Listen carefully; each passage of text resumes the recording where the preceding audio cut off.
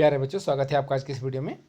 आज हम भारतीय अर्थव्यवस्था से संबंधित लगभग 300 महत्वपूर्ण प्रश्नों के उत्तर जानेंगे। तो आइए शुरू करते हैं आज का वीडियो। अगर आपको वीडियो पसंद आए तो इसे लाइक, शेयर, सब्सक्राइब जरूर कीजिएगा। ये सभी वीडियो आपके लिए निःशुल्क हैं। पहला प्रश्न है, रुपये का सर्वप्रथम अवमूल्यन कब हुआ था? तो ये हुआ था 20 सितंबर 1949 में। रुपये का दूसरी बार अवमूल्यन कब हुआ? तो 6 जून 1966 में। तीसरी बार अगर अवमूल्यन पूछा जाए तो 1 जुलाई 1991 में। विदेशों में स्थित विदेशी बैंकों के साथ विदेशी मुद्रा में भारतीय बैंकों द्वारा रखे गए खाते को क्या कहते हैं? तो इसे नेस्ट्रो अकाउंट्स कहते हैं। भारत में मुद्रास्फीति की गणना किस पर आधारित है? तो यह है थोक मूल्य सूचकांक पर आधारित है। किस स्थिति में मुद्रा के मूल्य में वृद्धि होती है तथा वस्तुओं और सेवाओं की कीमतों में गिरावट आती है? तो ये स्थिति होती है मुद्रा संकुचन, जिसे हम अवस्फीति भी कहते हैं। अगर मुद्रास्फीति पूछी जाएगा तो याद रखिएगा, मुद्रास्फीति में महंगाई बढ़ती है। अवस्फीति में मुद्रा का संकुचन होता है। अवस्फीति और मुद्रास्फीति दो अलग अलग चीजें हैं। मुद्रास्फीति अर्थात महंगाई के दुष्परिणामों को दूर करने के लिए जानबूझकर मुद्रा की मात्रा कम करने को क्या कहते हैं? तो वह है मुद्रा अवस्फीति। सकल घरेलू उत्पाद जीडीपी में कृषि और संबद्ध क्षेत्र का हिस्सा कितना है? तो यह 13.67%। अगला प्रश्न देखते हैं, 1950-51 में भारत के सकल घरेलू उत्पाद में कृषि का योगदान कितना था? तो ये था 52.2%। रबी की फसलों की बुआई कब की जाती है? तो याद रखिएगा, मुख्य रूप से रबी, खरीफ और जायद की फसलें होती हैं।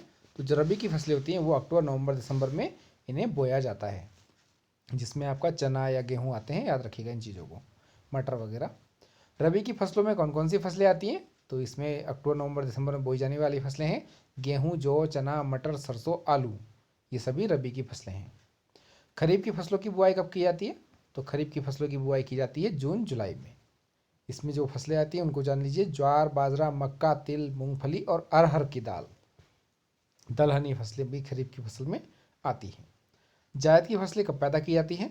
तो ये मार्च से जुलाई के बीच, और इसमें खास करके सब्जी वाली फसलें आती हैं। याद रखिएगा, जैसे तरबूज, खरबूजा, ककड़ी या पशु चारा या अन्य विभिन्न प्रकार की सब्जियां। व्यापारिक या नकदी फसलें कौन सी होती हैं? तो व्यापारिक या नकदी फसलें वो होती हैं जिनको बेच करके हमें कुछ मुद्रा की प्राप्ति होती है, जैसे कि कपास, गन्ना, तिलहन, चाय, जूट और तंबाकू। भारत में सर्वाधिक मात्रा में खाद्यान्न का उत्पादन कौन से खाद्यान्न का होता है? तो यह है चावल। सबसे ज़्यादा मात्रा में भारत में चावल पैदा किया जाता है। देश में कृषि के अंतर्गत किस तरह के उर्वरकों का सर्वाधिक प्रयोग होता है? तो वो होते हैं नाइट्रोजनी उर्वरक। अगला प्रश्न, विश्व में मसालों के सबसे बड़े उत्पादक, उपभोक्ता और निर्यातक होने का गौरव किस देश को प्राप्त है? तो ये है भारत को। रबड़ के उत्पादन में भारत का विश्व में कौन सा स्थान है? तो ये चौथा स्थान है।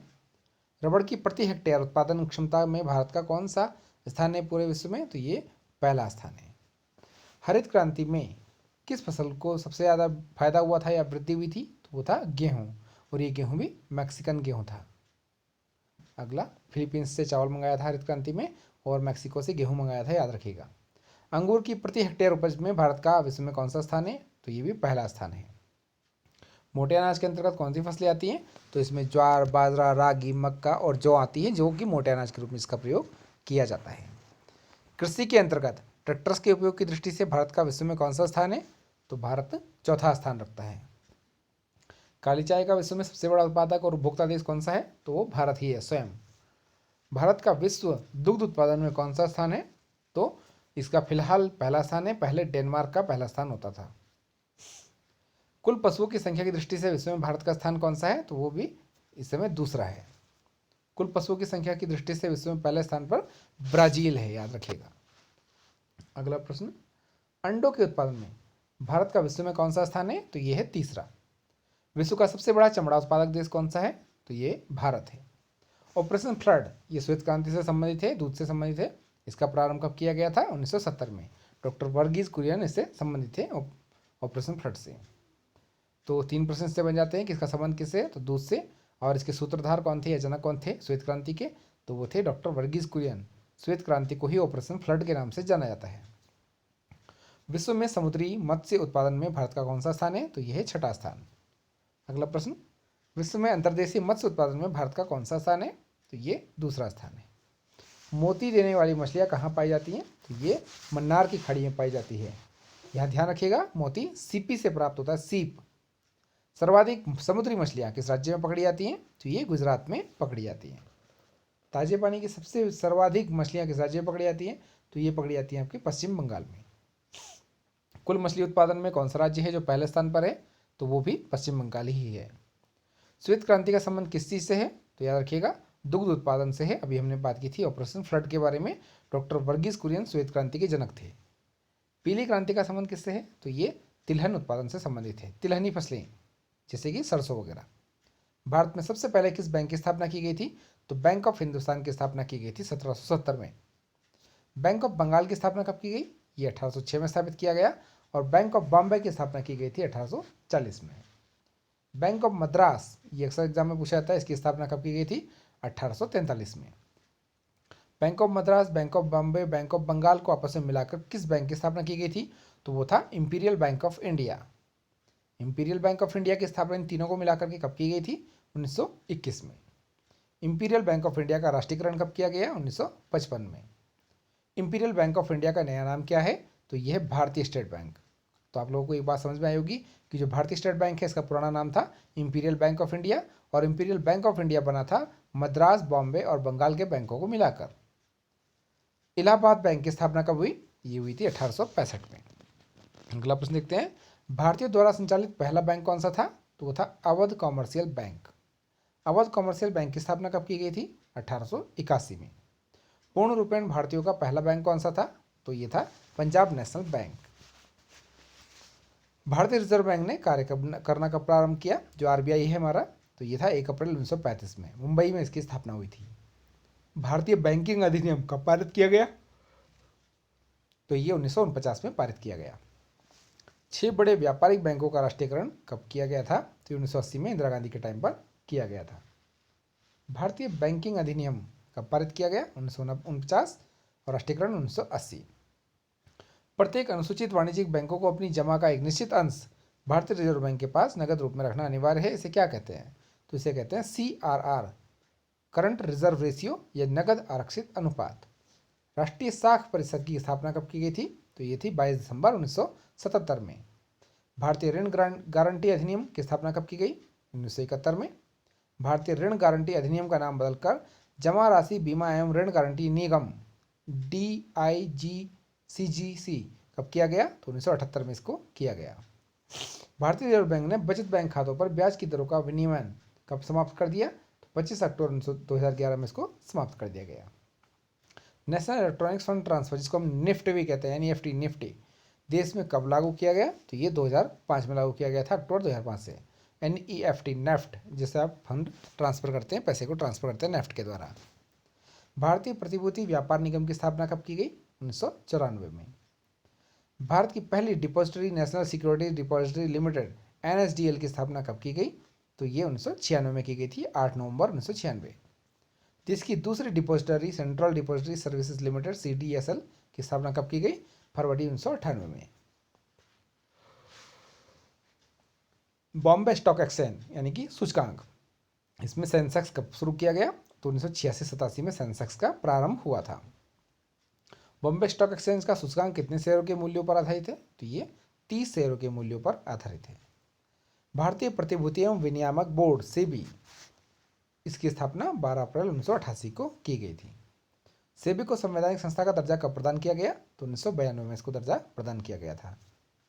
भारतीय मुद्रा रुपए के प्रतीक चिन्ह का अनुमोदन सरकार ने कब किया? तो 15 जुलाई 2010 को उन्होंने इसका अनुमोदन किया था।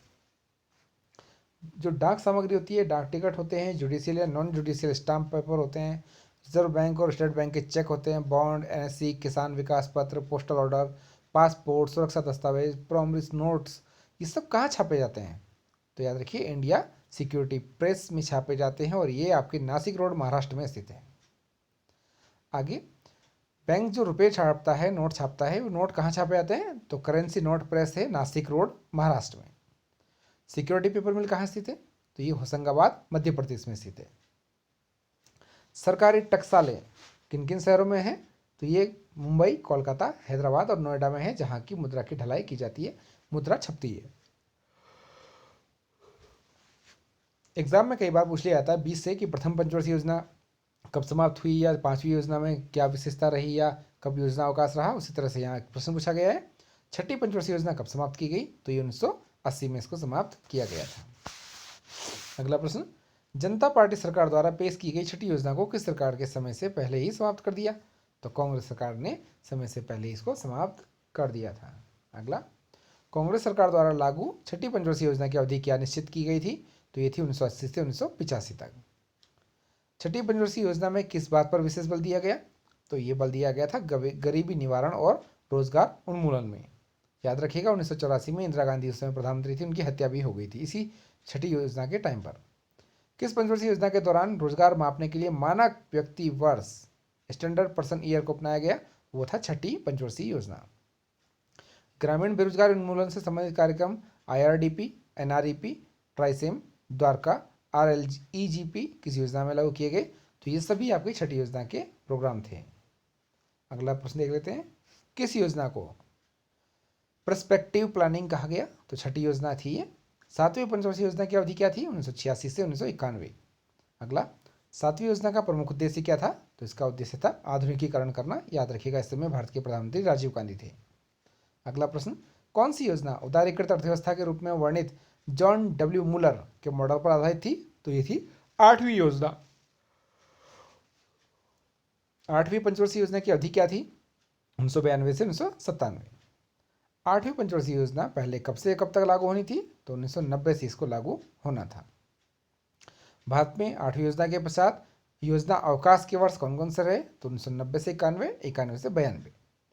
किस योजना में विभिन्न पहलुओं को ध्यान में रखते हुए मानव संसाधन विकास को मूल उद्देश्य बनाया गया, तो वो थी आठवीं योजना। अगला प्रश्न देखते हैं, नौवीं पंचवर्षीय योजना की अवधि क्या रही, तो 1997 से 2002 तक। 10वीं योजना 2002 से 2007 तक। 11वीं योजना 2007 से 2012 तक। और 12वीं और अंतिम योजना 2012 से 2017 तक रही। उसके बाद नीति आयोग की स्थापना होने के कारण पंचवर्षीय योजनाओं का सिस्टम समाप्त कर दिया गया। अगला प्रश्न देखते हैं, राष्ट्रीय विकास परिषद जिसे हम NDC कहते हैं कि इसकी 57वीं बैठक में 12वीं पंचवर्षीय योजना को अंतिम मंजूरी कब दी गई थी, तो 26 दिसंबर 2012 को दी गई थी। आधुनिक भारत में बजट की परंपरा को प्रारंभ करने का श्रेय किसे जाता है, तो ये जेम्स विल्सन को जाता है। जेम्स विल्सन को भारतीय बजट का पिता भी कहा जाता है। 1921 में किस समिति की रिपोर्ट के आधार पर सामान्य बजट से रेलवे बजट को अलग किया गया, तो ये थी ऑकबर्थ समिति। अविभाज्य भारत का पहला बजट 1946 में किसने प्रस्तुत किया था, तो तत्कालीन जो वित्त मंत्री थे RK षणमुखम शेट्टी, उन्होंने इसको प्रस्तावित किया था या प्रस्तुत किया था। स्वतंत्र भारत का पहला बजट कब प्रस्तुत किया गया, तो ये 26 नवंबर 1947 को प्रस्तुत किया गया था। स्वतंत्र भारत का पहला बजट किसने प्रस्तुत किया था, अभी आपको बताया RK षणमुखम शेट्टी ने इसको प्रस्तुत किया था। स्वतंत्र भारत का पहला पूर्णकालिक बजट कब प्रस्तुत किया गया, तो 1948-49 में पूर्णकालिक बजट प्रस्तुत किया गया था। स्वतंत्र भारत का पहला पूर्णकालिक बजट किसने प्रस्तुत किया, तो आपको बता ही दिया हमने, आपके RK षणमुखम शेट्टी ने इसको प्रस्तुत किया था। ये 1950 से 51 के मध्य प्रस्तुत किया गया था। देश के किन प्रधानमंत्रियों को स्वयं बजट प्रस्तुत करने का श्रेय हासिल है, तो पंडित जवाहरलाल नेहरू, इंदिरा गांधी और राजीव गांधी, इन्होंने स्वयं बजट भी प्रस्तुत किया है। ये वित्त मंत्री भी रहे हैं देश में।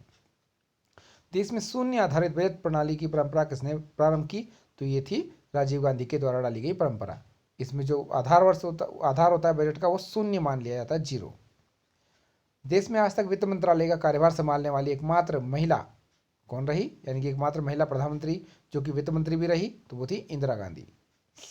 ब्रिटिश पूर्व भारत में किस शासक ने घाटे के बजट को अपनाया था, तो वो थे मोहम्मद बिन तुगलक ने घाटे के बजट की अवधारणा को प्रस्तुत किया था। कार्य या परिणाम या लक्ष्यों की प्राप्ति के आधार पर सृजित बजट क्या कहलाता है, तो वो कहलाता है कार्य निष्पादन बजट। आर्थिक समृद्धि दर क्या है, तो GDP में परिवर्तन की दर को आर्थिक समृद्धि दर कहा जाता है। आर्थिक विकास दर क्या है, तो यह है NNP, नेट नेशनल प्रोडक्शन में परिवर्तन की दर। अगला प्रश्न देखते हैं, भारतीय अर्थव्यवस्था के प्राथमिक क्षेत्र में क्या शामिल है, तो इसमें कृषि, पशुपालन, वन, उद्योग, लट्ठे बनाना, मछली पालन करना, खनन करना, उत्खनन करना, या आपका जो मौन पालन है, मधुमक्खी पालन है, रस्सी बनाना, चटाई बनाना, दरी बनाना, ये सभी आपके प्राथमिक क्षेत्र में आते हैं, जिनका सीधा संबंध प्राकृतिक संसाधनों से होता है। भारतीय अर्थव्यवस्था के जो तृतीयक क्षेत्र हैं उसमें क्या शामिल है, तो उसमें परिवहन, संचार, व्यापार, होटल, जलपान, गृह, बैंक, बीमा, स्थिर संपदा, आवास गृह, स्वामित्व, व्यावसायिक सेवाएं, सार्वजनिक सेवाएं, अन्य सेवाएं तृतीय क्षेत्र में शामिल हैं। यानी कि तृतीय क्षेत्र जो है वो सेवा क्षेत्र से संबंधित है। यदि पूछा जाए द्वितीय क्षेत्र किससे संबंधित है तो वो व्यापार से संबंधित है। अगला प्रश्न देखते हैं जो कि बहुत महत्वपूर्ण है। 1950-51 से 1990-91 के बीच भारतीय अर्थव्यवस्था की वृद्धि दर कितनी रही? तो 4.1%। और 2012 तक ये रही 6.9%। भारत के आर्थिक नियोजन की अवधारणा किस देश के मॉडल पर आधारित है? तो ये आर्थिक नियोजन हमने अपनाया था या पंचायत, ये जो अपनी योजनाएं हैं ये सोवियत संघ के संविधान से हमने ली थी। पंचवर्षीय योजनाएं ये सोवियत संघ के संविधान से ली गई थी। आर्थिक नियोजन की अवधारणा को विकसित करने का श्रेय किस देश को है? तो ये है सोवियत संघ को। सोवियत संघ में पहली बार पंचवर्षीय योजना कब शुरू की गई? तो ये की गई थी 1928 में। अगला प्रश्न देखते हैं। भारत में आर्थिक नियोजन प्रणाली का प्रारंभ करने का श्रेय किसको है? तो यह है सर एम विश्वेश्वरैया। भारत के लिए नियोजित अर्थव्यवस्था, इसको एक पुस्तक का नाम है प्लान इकोनॉमी फॉर इंडिया। ये इस पुस्तक के लेखक थे सर एम विश्वेश्वरैया। आर्थिक नियोजन से संबंधित बम्बई योजना, जिसे हम बॉम्बे प्लान भी कहते हैं, कब सामने आई? तो जनवरी 1945 में इसको प्रस्तुत किया गया था। ये 15 वर्षीय योजना थी। मूलतः साम्यवादी सिद्धांतों पर आधारित जन योजना का सर्जन किससे है? तो ये थे मानवतावादी विचारक एम.एन. रॉय। इन्होंने ताशकंद में एक पार्टी की स्थापना भी की थी। आगे बढ़ते हैं। 10 वर्षीय जन योजना को कब प्रस्तुत किया गया? 1944 में। गांधी जी के आर्थिक दर्शन पर आधारित गांधीवादी योजना को कब प्रस्तुत किया गया था? तो अप्रैल 1994 में। गांधीवादी योजना का सृजन किसने किया? तो श्रीमन नारायण ने इसका सृजन किया था। आगे बढ़ते हैं। स्वतंत्र भारत की पहली औद्योगिक नीति कब अपनाई गई? तो 1948 में इसकी घोषणा की गई थी। औद्योगिक विकास एवं नियमन अधिनियम कब पारित किया गया? तो ये 1951 में पारित किया गया। अहिंसात्मक ढंग से शोषण विहीन समाज की स्थापना के उद्देश्य से चलाई जाने वाली सर्वोदय योजना कब, इसका प्रकाशन कब हुआ? तो 30 जनवरी 1950 से संबंधित है आपकी सर्वोदय योजना। इसे जयप्रकाश नारायण ने प्रस्तुत किया था। कोलंबो योजना का संबंध या अवधि ये 1951 से 57 तक रही। योजना आयोग किस तरह की संस्था थी? तो ये अर्ध संवैधानिक राजनीतिक संस्था थी या संवैधानेतर संस्था थी। वर्तमान में इसको समाप्त कर दिया गया है। इसके स्थान पर नीति आयोग एक संस्था कार्य कर रही है भारत में। प्रथम पंचवर्षीय योजना किस मॉडल पर आधारित थी? तो ये जो डॉमर है, हैरोल्ड डॉमर, उनके समृद्धि मॉडल पर आधारित थी। प्रथम द्वितीय मॉडल ये योजना आपको पता ही है। आगे बात करते हैं। द्वितीय पंचवर्षीय योजना किसके मॉडल पर आधारित थी? तो ये पीसी महालनोबिस मॉडल पर आधारित थी। द्वितीय पंचवर्षीय योजना में कौन कौन से इस्पात संयंत्रों की स्थापना की गई थी? तो ओडिशा में, छत्तीसगढ़ में, पश्चिम बंगाल में 3 औद्योगिक संयंत्र लगाए गए थे, जिसमें राउरकेला ओडिशा, भिलाई छत्तीसगढ़, दुर्गापुर पश्चिम बंगाल में स्थित है। इंटीग्रल कोच फैक्ट्री और चित्रंजन लोकोमोटिव की स्थापना कब की गई? तो ये द्वितीय पंचवर्षीय योजना में की गई थी 1956 से 61 के बीच में। तृतीय पंचवर्षीय योजना 1961 से 66 तक रही और इसका मुख्य उद्देश्य था अर्थव्यवस्था को स्वावलंबी एवं स्फूर्त बनाना। किस पंचवर्षीय योजना की विफलता के कारण 3 वर्ष तक योजनावकाश रहा? तो तीसरी पंचवर्षीय योजना के कारण 3 वर्ष तक योजनावकाश को रखा गया। आगे, वार्षिक योजनाएं किन वर्षों में बनाई गई? तो 1966 से 69 तक 3 एक वर्ष की योजनाएं बनाई गई थी। किस पंचवर्षीय योजना के दौरान कृषि क्षेत्र में हरित क्रांति प्रारंभ हुई? तो किसी भी योजना के दौरान ही प्रारंभ नहीं हुई। हरित क्रांति 1966 से 69 के बीच में एक वर्ष योजनाओं में प्रारंभ हुई थी। और गेहूं जो कि मैक्सिको से मंगाया गया था, और जो धान था आपका वो फिलीपींस से मंगाया गया था, और इसमें उत्पादन बढ़ा था आपका गेहूं की फसल का। आगे बढ़ते हैं। कृषि क्षेत्र में हरित क्रांति का प्रारंभ कब हुआ? तो आप देख सकते हैं 1966-67 में योजना अवकाश के दौरान। चौथी पंचवर्षीय योजना की अवधि क्या रही? 1969 से 1974 तक। चौथा बैंकों का राष्ट्रीयकरण कब किया गया? 1969 में। उस समय इंदिरा गांधी भारत की प्रधानमंत्री थी। गरीबी हटाओ का नारा सर्वप्रथम किस योजना में दिया गया? ये 5वीं पंचवर्षीय योजना में दिया गया था। 5वीं पंचवर्षीय योजना की अवधि क्या थी? 1974 से 1979। 5वीं योजना कब समाप्त कर दी गई? 1978 में, 1 वर्ष पूर्व। तो यानी कि जो 5वीं पंचवर्षीय योजना थी उसकी अवधि 4 वर्ष थी, याद रखिएगा। किस सरकार ने 5वीं पंचवर्षीय योजना को समय से पूर्व ही समाप्त कर दिया? तो उस समय जनता पार्टी की सरकार आई थी और मोरारजी देसाई उस समय भारत के प्रधानमंत्री बने थे। जनता पार्टी सरकार द्वारा पेश की गई छठी योजना को क्या नाम दिया गया? उसको रोलिंग प्लान दिया गया, नाम अनवरत योजना। रोलिंग प्लान को भारत में लागू करने वाले व्यक्ति का नाम क्या थे? वो थे डी.टी. लकड़ावाला। किस सरकार ने देश में विकेंद्रित नियोजन की धारणा को लागू किया? तो ये थी जनता पार्टी की सरकार। छठी पंचवर्षीय योजना की अवधि क्या निश्चित की गई थी? 1978 से 1983। किसान क्रेडिट कार्ड योजना का प्रारंभ कब किया गया? 1998 में। राष्ट्रीय कृषि विपणन संस्थान कहाँ स्थित है? ये जयपुर में स्थित है। केंद्र सरकार के बजट में के चालू खाते में व्यय की सबसे बड़ी मद क्या है? वो है केंद्रीय आयोजन। सरकार द्वारा कुल घाटे में किस घाटे को सर्वाधिक योगदान दिया जाता है? तो राजकोषीय जो घाटा है वो सर्वाधिक घाटा होता है केंद्र सरकार के लिए। संशोधित मूल्य वर्धित कर प्रणाली MOD वैट का संबंध किससे है? तो ये उत्पाद शुल्क से है। वर्तमान में सभी प्रकार के वैट समाप्त करके GST goods and service tax को लागू किया गया है। संपदा कर भारत में कब लागू हुआ? तो ये ब्याज भुगतान से लागू होता है। किस पंचवर्षीय योजना के अंतर्गत हरित क्रांति का जन्म हुआ? तो आप सभी जानते हैं, अवकाश अवधि थी उस समय 1966 से 69 के बीच, और चौथी योजना उस समय प्रारंभ हो रही थी। तो यदि ये ऑप्शन में चतुर्थ पंचवर्षीय योजना होगा तो इसको आप टिक कर सकते हैं अगर चारों योजनाओं के नाम लिखे होंगे तो। राष्ट्रीय नियोजन में रोलिंग प्लान की अवधारणा किसने लागू की? तो आप सभी को बता दिया है, जनता पार्टी सरकार ने। आगे बढ़ते हैं। 11वीं पंचवर्षीय योजना का मुख्य उद्देश्य क्या था? तो यह था समाविष्ट आर्थिक विकास, अर्थात सभी का विकास। ECGC का संबंध किससे है? तो यह है निर्यात वित्त एवं बीमा से। भारत में सबसे अधिक विदेशी मुद्रा किस पदार्थ की आयात पर व्यय की जाती है?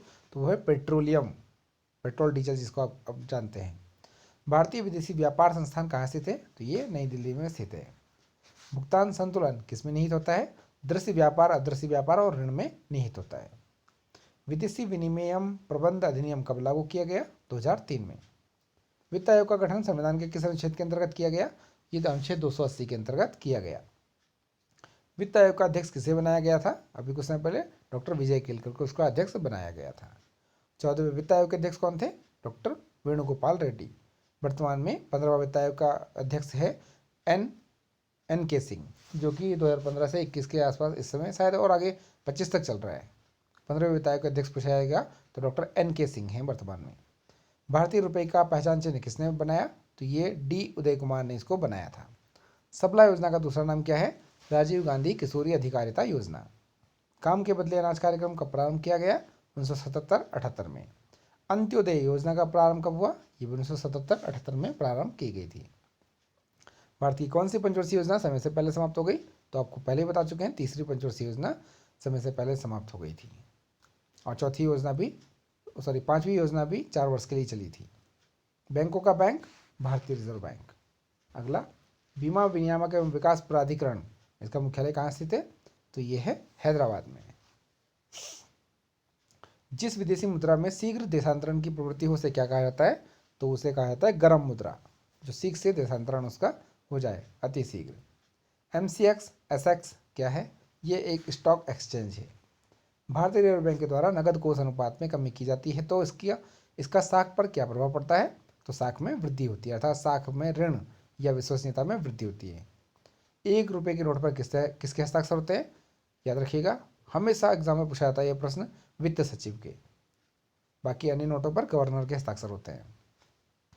भूमिहीन कृषकों तथा श्रमिकों के रोजगार हेतु कौन सा कार्यक्रम चलाया गया? तो वो था RLEGP। शून्य आधारित बजट तकनीक किस देश की देन है? तो ये संयुक्त राज्य अमेरिका से भारत में अपनाया गया है, और राजीव गांधी ने इसको प्रारंभ किया था भारत में। भारत में सर्वप्रथम किस राज्य में शून्य आधारित बजट तकनीक को अपनाया गया? तो ये था आंध्र प्रदेश। भारत में शून्य आधारित बजट प्रणाली किस पंचवर्षीय योजना में लागू की गई? तो 7वीं पंचवर्षीय योजना में इसको लागू किया गया। राजकोषीय घाटे और बजटीय घाटे का अंतर किसके बराबर होता है? सार्वजनिक ऋण के बराबर। कौन सा योजना काल दशक कृषि उत्पादन की दृष्टि से सबसे अधिक सफल रहा? तो 1980 का दशक सफल रहा। विशेष आर्थिक जोन अधिनियम संसद द्वारा कब पारित किया गया? तो जो सेज है, स्पेशल इकोनॉमिक जोन अधिनियम, 2005 में पारित किया गया। अगला प्रश्न देखते हैं। आय तथा रोजगार सिद्धांत, इसका संबंध किस अर्थशास्त्र से है? तो ये है समष्टि अर्थशास्त्र। जीवन के भौतिकता गुणवत्ता सूचकांक को वैज्ञानिक रूप से प्रस्तुत एवं विकसित करने का श्रेय किसे जाता है? तो मॉरिस डी मार्टिन को जाता है। मानव विकास सूचकांक की अवधारणा को प्रतिपादन किसने किया? तो ये पाकिस्तानी एक अर्थशास्त्री थे, डॉक्टर महबूब उल हक। 1990 के दशक में उन्होंने इसका प्रतिपादन किया था। केंद्र राज्यों के मध्य वित्तीय विवादों का निपटारा कौन करता है? तो ये है वित्त आयोग। अनुच्छेद 280 में इसका उल्लेख किया गया है। न्यूनतम समर्थन मूल्य का निर्धारण कौन करता है? तो कृषि लागत एवं मूल्य आयोग इसका निर्धारण करता है। उत्पादन का सबसे गतिशील कारक कौन सा है? तो वो है पूंजी। आप सभी जानते हैं उत्पादन के कुछ कारक होते हैं, भूमि, श्रम, पूंजी, संगठन और साहस। इसमें से पूंजी गतिशील कारक होता है जो एक जगह स्थिर नहीं होती। किसी उद्यमी का सबसे महत्वपूर्ण कार्य क्या होता है? जोखिम उठाना। कागजी मुद्रा जारी करने का पूर्ण अधिकार किसके पास है? तो ये आरबीआई के पास है, रिजर्व बैंक ऑफ इंडिया के पास। 1935 में इसकी स्थापना हुई थी। आरबीआई का राष्ट्रीयकरण कब हुआ? 1949 में इसका राष्ट्रीयकरण किया गया था। भारतीय रिजर्व बैंक का खुली कार्रवाई का अर्थ क्रय विक्रय में है, अर्थात ये सरकारी बॉन्डों से जाना जाता है। सरकारी बॉन्ड होते हैं, उसमें क्रय विक्रय का संबंध होता है खुली कार्रवाई से आरबीआई के द्वारा। सस्ती मुद्रा किसे कहते हैं? जिसमें ब्याज की दर कम होती है। प्रति व्यक्ति आय ज्ञात करने के लिए कुल आय को किससे भाग दिया जाता है? तो देश की कुल जनसंख्या से भाग दिया जाता है। मुद्रा स्वयं मुद्रा का निर्माण कर सकती है, ये कथन किसका है? तो यह है क्रॉमर का। जिस मुद्रा में शीघ्र पलायन की प्रवृत्ति होती है क्या कहलाती है? उसे गर्म मुद्रा कहते हैं। हिंदू वृद्धि दर का संबंध किससे है? तो ये ग्रॉस डोमेस्टिक उत्पादन से इसका संबंध है। भारत में राष्ट्रीय आय का स्रोत क्या है? वो है सेवा क्षेत्र। भारत में राष्ट्रीय आय समंकों को संकलन करने वाली संस्था का नाम केंद्रीय सांख्यिकी संगठन। वह भारतीय राज्य कौन सा है जिसका वित्तीय लेन देन भारतीय रिजर्व बैंक से नहीं होता? तो वो है जम्मू कश्मीर। अभी जम्मू कश्मीर राज्य नहीं रहा है, केंद्र शासित प्रदेशों के रूप में 2 टुकड़ों में विभाजित हो चुका है, जम्मू कश्मीर और लद्दाख। भारत में सबसे पुराना स्टॉक एक्सचेंज कौन सा है? तो वह है बॉम्बे स्टॉक एक्सचेंज। अर्थव्यवस्था में मुद्रा के मूल्य और कीमत के स्तर के संबंध में बीच में क्या संबंध है? तो जो मूल्य और कीमत है इसमें संबंध है प्रतिलोम। यहाँ पर तुल्य लिखा है, इसको ठीक कर लीजिए, मूल्य है वो। स्टैगफ्लेशन की स्थिति क्या होती है? ये होता है गतिरोध मुद्रास्फीति की स्थिति। आईएमएफ के नियमों के अनुसार हर सदस्य को अपनी वैध मुद्रा का समतुल्य अमेरिकी डॉलर के रूप में और अन्य किस मुद्रा के रूप में घोषित करना होता है? तो ये पाउंड स्टर्लिंग के रूप में घोषित करना आवश्यक है। आगे बढ़ते हैं। योजना आयोग का गठन कब किया गया था? तो 15 मार्च 1950 में इसकी स्थापना की गई थी और 2015 में इसको समाप्त भी कर दिया गया। इसके स्थान पर नीति आयोग की स्थापना की गई। अब प्रश्न आएगा, नीति आयोग का अध्यक्ष कौन होता है? तो प्रधानमंत्री इसके अध्यक्ष होते हैं। राष्ट्रीय विकास परिषद का गठन कब किया गया? 1952 में। प्रथम पंचवर्षीय योजना 1951 में नई दिल्ली में प्रारंभ की गई थी। योजना अवकाश कब से कब तक रहा? 1966 से 69 तक। भारत का केंद्रीय बैंक कौन सा है जिसको हम बैंकों का बैंक भी कहते हैं? वो है reserve bank of India, RBI. 1 रुपये के नोट पर कौन हस्ताक्षर करता है? तो वित्त सचिव हस्ताक्षर करता है और वित्त मंत्रालय इसको जारी करता है। पहला पूर्ण भारतीय बैंक कौन सा था? आप सभी को बता दिया है, पंजाब नेशनल बैंक, जिसकी स्थापना 1894 में हुई थी। अगला प्रश्न, सार्वजनिक बैंकों में सबसे बड़ा बैंक कौन सा है? तो भारतीय स्टेट बैंक सबसे बड़ा बैंक है, जबकि बैंकों का बैंक है रिजर्व बैंक ऑफ इंडिया। 1935 में उसकी स्थापना हुई थी। भारत का पहला मोबाइल बैंक कहाँ स्थापित किया गया? ये खारगोन मध्य प्रदेश में स्थापित किया गया था। पहले ग्रामीण बैंक की स्थापना कब हुई? 2 अक्टूबर 1975 में पहले ग्रामीण बैंक की स्थापना हुई थी और इस बैंक का नाम था प्रथमा बैंक। नाबार्ड का पूरा नाम क्या है? राष्ट्रीय कृषि एवं ग्रामीण विकास बैंक। कौन सा बैंक दीर्घकालीन साख उपलब्ध कराता है? तो वह है भूमि विकास बैंक। भारतीय जीवन बीमा निगम का मुख्यालय कहाँ स्थित है? तो एलआईसी का मुख्यालय है मुंबई में। सहकारी साख संगठन का शुभारंभ कब हुआ? 1904 में। भारत का आयात और निर्यात से संबंधित बैंक कौन सा है? तो वह है एक्सिम बैंक। भारत में रुपये का अवमूल्यन प्रथम बार कब हुआ? तो 1949 में इसका अवमूल्यन किया गया था। वे कौन से बैंक हैं जिन्होंने किसानों की अपने तक पहुंच आसान बनाने के लिए किसान क्लब बनाए? तो वो थे क्षेत्रीय ग्रामीण बैंक। भारतीय जीवन बीमा निगम, जिसको हम एलआईसी कहते हैं, इसकी स्थापना कब हुई? 1956 में। भारत के नोट जारी करने के लिए कौन सी प्रणाली अपनाई गई? न्यूनतम आरक्षित प्रणाली। भारतीय मुद्रा को पूर्ण परिवर्तनीय कब बनाया गया? 1993-94 में केंद्रीय बजट के द्वारा।